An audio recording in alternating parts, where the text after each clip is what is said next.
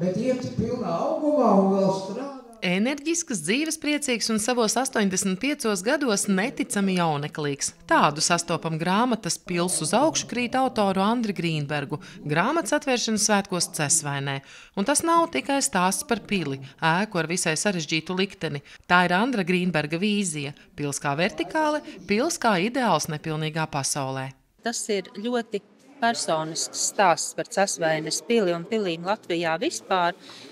Un, kā teica Andris atvēršanā, par pili kā garīgo vertikāli, ko cilvēks var piedzīvot. Tie, kas vēlas piedzīvot garīgo vertikāli, es domāju, tiem šī grāmata arī būs interesanta. Šis patiesībā Cesvainē ir vēsturisks notikums, jo tajā apvienojas gan pagātne, gan tagadne. Un Andris Grīnbergs ir izdarījis milzīgi lielu darbu, jo viņš ir izsekojis Cesvainas vēsturē gadu desmitiem. Viņš ir dzīvojis līdz ar pili gan viņas nodegšanas brīdī, gan atjaunošanas brīdī.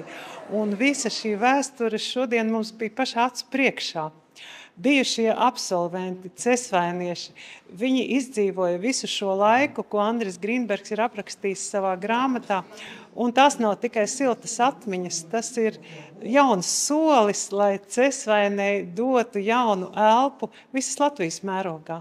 Grāmatā es esmu ielicis sevi ar to, kas man ir dots, kā literatūra kritiķi saka, Grīnbergam ir īpatns dzejiski esejisks stils. Un par pili es esmu pateicis šādā stilā. Kāpēc ir tāds nosaukums? Pils uz augšu krīt. Bet mēs jau arī, kad krītam, mēs ceļamies augšā.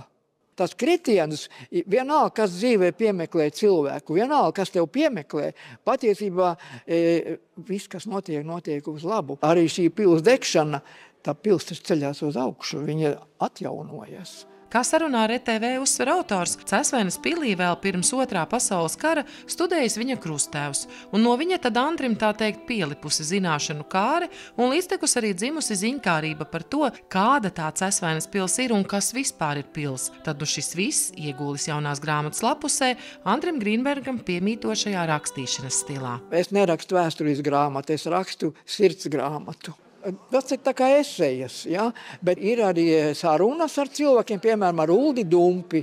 Man bija ļoti interesants sarunas ar viņu, un grāmatā arī ir iekšā, jo viņš šeit filmējās šajā pilī.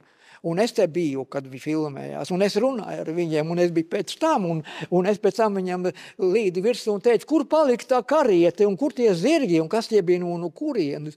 Un viņi neviens man nevar atbildēt. Tas nozīmē, ka atverot grāmatu var sastapties ar cilvēkiem, kuriem Cesvainas pils ir īpaša. Ļoti, ļoti daudz cilvēki, kuriem Cesvainas pils ir īpaša.